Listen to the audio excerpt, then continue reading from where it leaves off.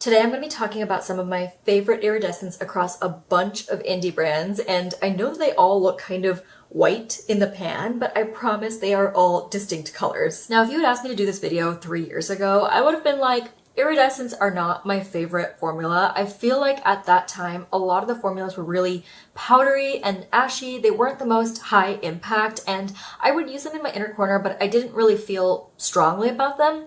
But then in the last 1 to 2 years, I would say, formulas have improved so much. I don't know what it is with the pigments hitting the market, but some of the iridescents these days are so high impact, so sparkly, so beautiful, and I have amassed quite a few favorites. Also, before we get too far into the video, let me introduce myself. My name is Noopur, and I love indie makeup and all things color and sparkle, and if you like those things, you are definitely in the right place. I would really appreciate it if you could give this video a like and consider subscribing if you aren't already subscribed, and thank you so much for clicking on this video. So for today's video, I tried to choose mostly single shadows, and everything in this palette is a true single shadow that can be purchased individually, but there are only 13 shadows in this palette, and I'm here to talk about 15 shades. So the remaining 2 shades are available in palettes, so you would have to buy the entire palette to have access to that iridescent, but those 2 iridescents are so special. They are truly some of my favorites, and I couldn't not include them in this video. I also want to disclose that a lot of the shadows that I'm going to be talking about today were received in PR, and I have codes with a lot of these brands, whether they're affiliate or non-affiliate codes.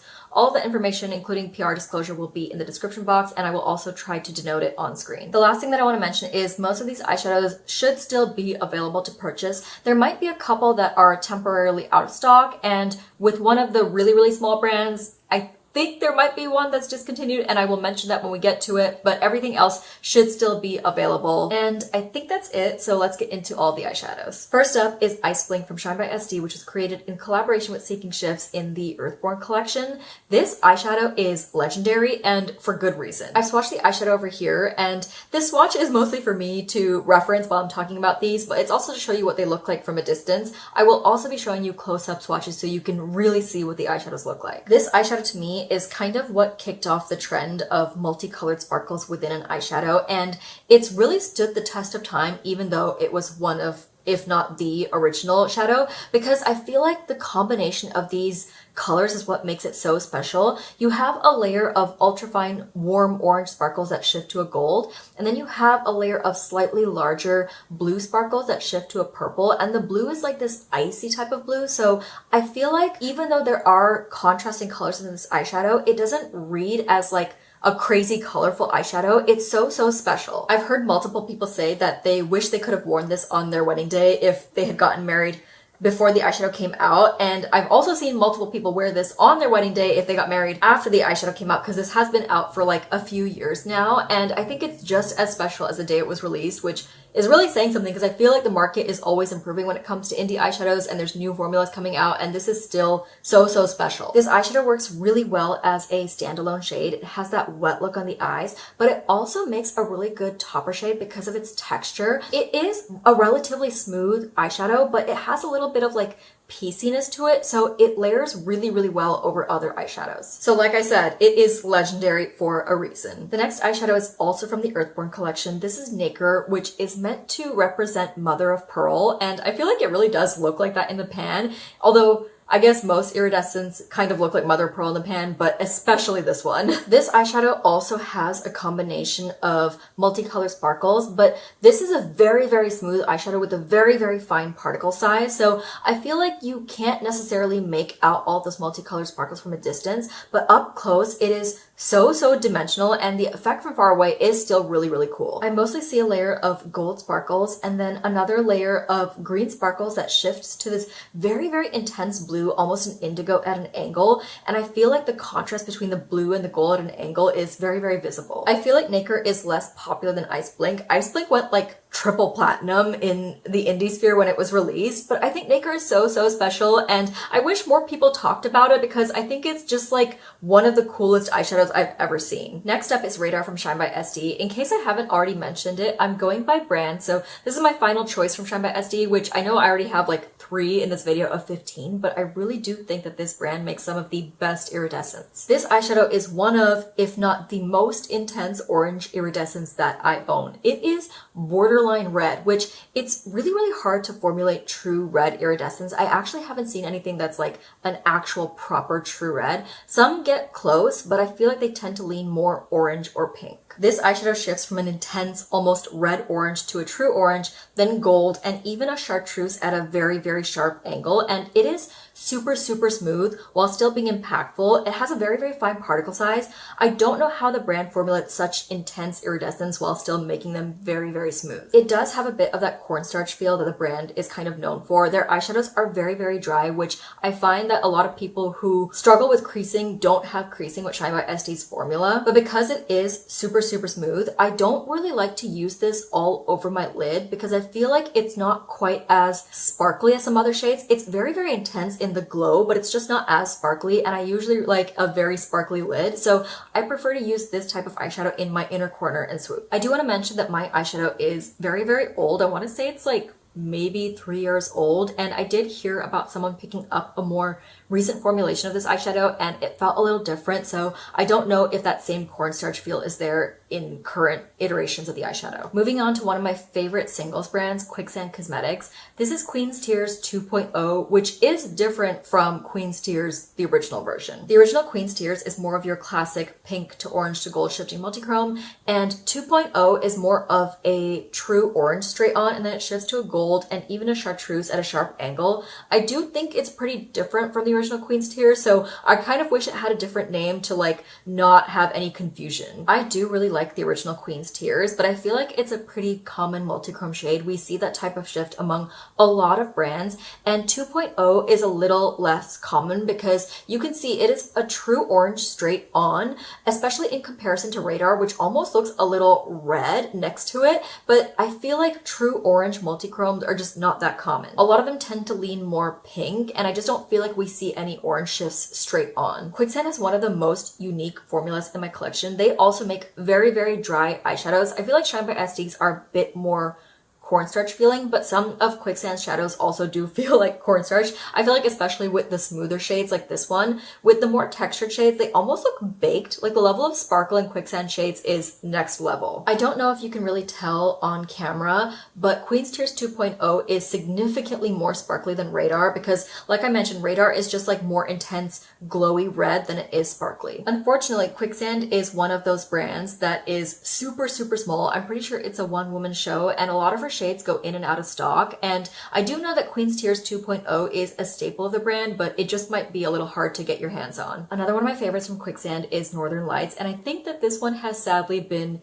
discontinued, but I'm showing it here today as a plea to other brands or other people to find a dupe for this. This eyeshadow is so hard to describe, and that's what makes it so special. So there are blue sparkles and pink sparkles that mix to make purple at a lot of angles, and I've talked about this before, but I feel like purple multichromes are very hard to formulate because most of the time it's manipulating base pigments and shimmers to give the appearance of purple, but I feel like a lot of time it's pink that's made to look purple or blue sparkles that are made to look purple. And with an iridescent, you can't really manipulate the base pigment because there is no base, it's baseless. But the sparkles in this eyeshadow, like, they are so fine that I feel like the blue and the pink really do mix to make purple at many angles, and it's just incredible. Though I have seen other iridescents that mix blue and pink sparkles together, I don't feel like anything gives off the same effect as this because they are usually distinct blue and pink sparkles. They don't really combine to make purple. It is just so, so magical on the eyes. I use this a lot in the inner corner, and I'm always just like tilting my head around like this, trying to like catch that purple reflect, and it's mesmerizing every time. Also, despite having a very fine particle size, it is very, very shiny and very, very sparkly. Now I have my first eyeshadow from a palette, and it is Digital Zombie from Beaute Bar's recently de-influenced palette. So this is one of those electric, glowy, indigo to ultraviolet shifting eyeshadows that are a dime a dozen at this point. Many brands have come out with some variation of this, but this will always be like the one that started it all and one of my favorites. This type of eyeshadow is really, really hard to formulate to be sparkly. I feel like most variations of this eyeshadow are more glowy than sparkly, and the ones that are more sparkly I feel like lean a lot more blue straight on, but this is very much like an indigo and it does shift to a purple. I feel like a lot of the other variations out there don't really shift as much either, which is what makes this one so special. So even though it's not available as a single, I feel like I still had to include it just for like the legacy of it all and the fact that I really do reach into this palette specifically for this shade time and time again. I just wish that I had the newer magnetic version of this palette so that I could pop out the shade and use it as a single. Next up is another shade from Bella Beaute Bar. This is Skin of a Killer, which was originally released in the Vamp palette, but it was also released as a single, and I think it's sold out on the website right now, but I'm really hoping that the brand restocks it. This one is a colorless icy white silver sparkle on a totally transparent base, and I feel like it might be technically cheating to call this an iridescent because the definition of iridescent is that it is luminous and seems to change colors from different angles, while this is not a shifty shadow at all. But I still categorize it as an iridescent, so I'm gonna include it in this video, especially because I really love this shade. I feel like what makes this shade super special with all of these types of eyeshadows that are on the market is the texture. It has this dazzling PC sparkle that isn't like super textured on the eyes. It makes a fantastic one and done eyeshadow all over the lid for that like dazzling wet look sparkle, but because of the texture it also makes a really good topper. Now the brand did release a highlighter version of Skin of a Killer, which is in this adorable heart-shaped pan, but I feel like the formula on this one is different. The particle size in this one just seems a little finer and it doesn't have that same finish that the single shadow version does. I feel like this one makes perfect sense as a highlighter, whereas the single shadow version makes more sense as an eyeshadow. I also want to note that even though this eyeshadow has some texture, it doesn't look textured on the lids. It smooths out really well, and I feel like part of that is due to the emollients that Bella Beaute Bar eyeshadows have. It's not like super oily feeling, but they have enough emollients to where I feel like they smooth out very well, and they also stick down really well on top of other eyeshadows, which makes them really good toppers. Next up is Vitreous from Sinful Echoes, which I have a square pan of, but the brand has fully moved over to circle pan, so if you purchase this now, it will come in a regular 26mm circle pan. This eyeshadow is another super special one, which I feel like I keep saying, but these are all my favorites, and the reason that this one is special is I feel like it's another one of those wet looking sparkly shadows, and the sparkles in this one actually really remind me of the blue sparkles in Ice Blink. They aren't the exact same, but they still give you that wet look feel, especially when you sheer them out. This swatch over here is a bit more built up, but I feel like when you sheer it out, it gives you that like wet look, scattered, gorgeous twinkle. It has a desaturated, almost teal leaning blue reflect straight on, and then it shifts to more of a true blue and then like a pinkish purple at an angle, and I feel like it's just such a gorgeous shadow. The texture on this one is a bit on the drier side and it's very piecey, so I feel like it does make a good topper, but you do have to be careful about fallout with it just due to the dryness. I think I mentioned before that shades like Radar and Digital Zombie are not my favorite to wear all over my lid because they're not super sparkly, they're more glowy, but shades like Vitreous I do really like to wear all over my lid because of that high sparkle factor, and just like when you sheer them out, that wet look finish is just so captivating. Though I do usually like to layer them over some kind of matte, at least, because iridescents tend to be a little ashy when I build them up on my skin tone. Moving on to a European brand, this is from Micka Beauty Shop, which is located in France, and this is their eyeshadow Naked. When I tell you my jaw dropped when I swatched this, I am not exaggerating. This is such a special and unique eyeshadow. From a distance, it kind of looks like a standard orange shifting multichrome. You know, it shifts from orange to yellow to kind of a chartreusey green at a super sharp angle, but there is also a super fine layer of green sparkles underneath all of it. I mean, it's mixed in, but it kind of visually looks like it's underneath because they are such a fine particle size, and it somehow looks like a distinct layer and at the same time feels so cohesive. It is just so beautiful, and this over like a warm rusty brown matte all over the lid and blend it out, beautiful, beautiful look. Also, I just want to rave about Micka Beauty Shop for a minute. They make some dazzling eyeshadows. The formula kind of reminds me of Shine by SD and Quicksand, at least some of the shades. Not all of them are super, super dry, but the level of sparkle and shine that you get in the eyeshadows and just how impactful they are, they really, really remind me of those other two brands. And if you live in Europe, this is just a much more accessible brand for you. I also don't know if this is super technically an iridescent because in the pan, there's like the slightest cast. It looks almost teal at certain angles, like a very, very light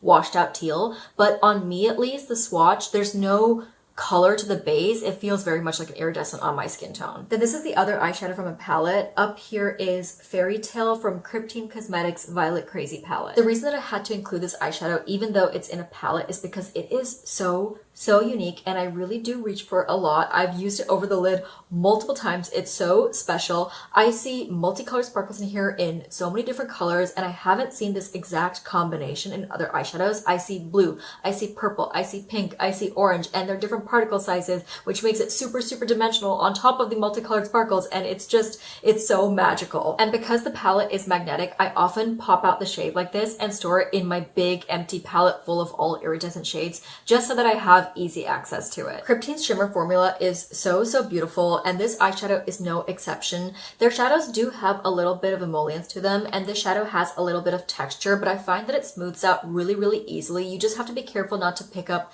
too much, otherwise it can like build on itself and look a little thick and leave a white cast. But if you take just a small amount and really smooth it out, I feel like it looks so beautiful on the lids. But because it does have some texture, this is not my favorite kind of iridescent to use in the inner corner and swoop. As much as I don't like to use super smooth, fine particle size shimmers on my lid, the opposite is also true. I don't like to use very textured iridescents on my inner corner. I just find that they're a little harder to work with over there. I just really wish this eyeshadow was offered as a single so that you didn't have to buy the entire palette to use it, because I don't feel like the palette as a whole is one of my most reached for palettes, but this eyeshadow definitely is. Moving into a couple of shimmers from Dieverune Cosmetics, I'm going to start with Luminous Luna over here, and I have to say that Dieverune is quickly becoming one of my favorite brands for iridescence. I feel like their formula and their colorways are just so good. So this shimmer originally came out in the Moth and the Moon palette, which has now been discontinued, but all of the shimmers from that palette are now offered as single, so you can pick up just this shade, and I'm so happy I have it. It's one of those classic like green to blue to ultraviolet shifting eyeshadows that's super intense and very sparkly, but I feel like this is the first version of this eyeshadow that I had that's in a single form. I feel like when we first started seeing this colorway hitting the market, it was on a very prominent yellow base, think Fairy Fire from Divina, but now with newer iterations of this kind of shadow, they're more true iridescence, though they still do have a slight yellow cast. On my skin tone, it doesn't show up, but I think if you're much more fair, it will show up on you if you layer it on in a thick layer. Just use a really light hand and you won't get as much of that yellow cast, and with a shadow that's this impactful, I feel like you really don't need a lot anyway. Next up is Downpour, also from Dieverune, and this is actually the eyeshadow that I have all over my lid today. I obviously have it layered over some matte shades from Blend Bunny, and I also have the Dieverune April Showers highlighter in my inner swoop, but layering iridescence over mattes is probably my favorite way to wear them all over the lid. And I mean, iridescence having no base makes them so versatile. You can put them over any matte to get like so many different effects and manipulate the colors. It's so much fun layering. This eyeshadow is not the most unique colorway, but I do really like the finish of this. Dieverune shadows, much like Bella Beaute Bar shadows, have a little bit of emollients, which makes them go onto the lid very smoothly and kind of just like melt in with whatever you layer them over, which is why I particularly like putting them over mattes. I feel like it becomes a whole new shadow. Downpour has blue and green sparkles that are kind of like mixed in pretty evenly, and there is a slight shift, but it's not like the most obvious. I think this is a really smart way to take a base of that ultraviolet electric blue glowy shadow that isn't the most sparkly shade usually, and then mixing in some green sparkles that shift to a pink into it to give it a more sparkly finish. I just feel like they're always cooking up beautiful combos of sparkles over at Dieverune, and my eyes are definitely peeled to see what they're coming out with next. There are other iridescents that I also enjoy from the brand, but they're mostly in palettes, and like I said, I wanted to kind of stick to, for the most part iridescents that are available as singles, so maybe I'll save my favorite Dieverune shadows for a separate video. I'm gonna finish up this video with a few shadows from Terra Moons, starting with this shade Eri. This eyeshadow is from a recent launch from Terra Moons. It was from that iridescent drop that they had last month, I believe, but the second that I swatched this, I knew that it would become a staple. I feel like Terra Moons is known for very high impact, super sparkly, shiny shades, but I don't feel like we get a ton of wet looking eyeshadows from them, but this eyeshadow, especially when sheared out, does give you that wet look finish. I actually feel like Eri is a little similar to Downpour in the colorway, but it's still different because the green sparkles in Eri are at a much higher concentration and they have that wet look feel to them, versus the blue sparkles, which are a bit more subdued. They're also not as electric and ultraviolet as in Downpour, and they take much more of a backseat to the green sparkles. Once again, due to the texture and wet look nature of this eyeshadow, this is another one that I think I would really like all over the lid. I haven't had a chance to test it out yet because it is fairly new to my collection, but it is high on my list of things to try the second that I get a break from like filming and stuff. Terra Moons, if you're watching this, I would really love to see more eyeshadows like this because I think it's just so beautiful. Next up from Terra Moons is Galaxy's Halo, and this was also released in that recent iridescent collection. I actually have a video on that collection where I used this in the tutorial, so if you want to see what this looks like on the lids, you can go watch that. So you know earlier in the video when I was saying that it's really hard to formulate true red iridescents and most of them lean either pink or orange? Well, this one is a pink leaning red. It does shift to an orange and then a yellow, so I feel like at certain angles it could be mistaken for a red, but straight on it definitely has more of like a pink reflect, and it actually isn't super technically an iridescent. It sits on a very light gray base, but I feel like it's not that noticeable, at least on my skin tone. Another special thing about this eyeshadow is there is a layer of smooth sparkles, but I feel like there are like slightly larger flecks mixed in that give it just like a bit of an interesting dimensional finish. Again, Terra Moons, if you're watching, I would love to see more iridescents in this finish where they're all the same colorway but different particle sizes, so it gives you dimension without those multicolored sparkles. We have finally arrived at the very last eyeshadow in this roundup. This is Terra Moons Halo of Stars. So at first glance, this appears to be your standard pink to peach to gold to green shifting iridescent, but what makes it special to me is that that pink shift straight on is very much a cool toned pink without leaning into purple territory. And for some reason that's just so rare. I feel like most multichromes that shift, you know, pink, orange, gold are more of warm toned pinks. Think like flamingo pinks, you know, almost like salmon colored. And I feel like cool toned ones are super rare, and this is one of the first eyeshadows that I saw that did this. I think I might have a couple others that are a little similar to this, but I really do feel like most of them lean more purpley pink or peachy pink, and this cool tone type of pink is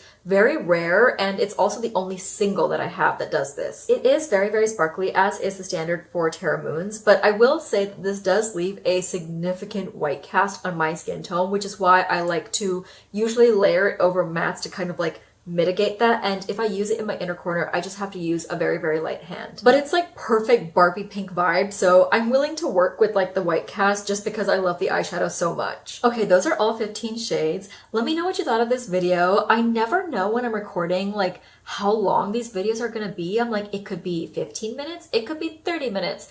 I don't think it's gonna be 15 minutes. I definitely yapped too much for this to be 15 minutes. Anyway, let me know if any of these are your favorites or if you even have them in your collection, and if you don't have any of these, or even if you do, let me know what your favorite iridescents are because I am always looking to add more to my collection. Thank you so much for watching till the end. I always really appreciate it, and I will see you in the next one. Bye!